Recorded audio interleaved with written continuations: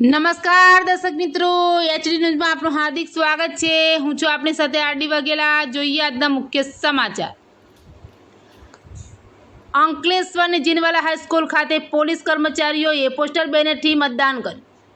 અંકલેશ્વરની Jinwala high school ખાતે police કર્મચારીઓ અને જીઆરડીના જવાનોએ પોસ્ટલ બેનરથી મતદાન કરી પોતાનો મતાધિકારનો ઉપયોગ કર્યો હતો।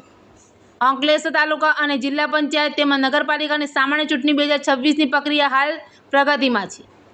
ત્યારે ચૂંટણી ફરજ પરના પોલીસ અધિકારીઓ અને કર્મચારીઓ પોતાના મતાધિકારનો ઉપયોગ કરી શકે તે હેતુથી અંકલેશ્વરની જીનવાલા હાઈસ્કૂલ ખાતે પોસ્ટલ બેનર મતદાન ફેસિલિટેશન સેન્ટર શરૂ કરવામાં આવ્યું છે। આજ રોજ અંકલેશ્વર તાલુકા પંચાયતની 23 બેઠકો, જિલ્લા પંચાયતની 5 બેઠકો અને નગરપાલિકાની 36 બેઠકો માટે પોલીસ કર્મચારીઓ અને હોમગાર્ડના જવાનોએ પોસ્ટલ બેનરથી મતદાન કર્યું હતું। ગત રોજ પણ પોલીસકર્મીઓએ પોસ્ટલ બેનરથી મતદાન કર્યું હતું। એચડી ન્યૂઝ સાથે રિપોર્ટ જયેશ પ્રજાપતિ, અંકલેશ્વર।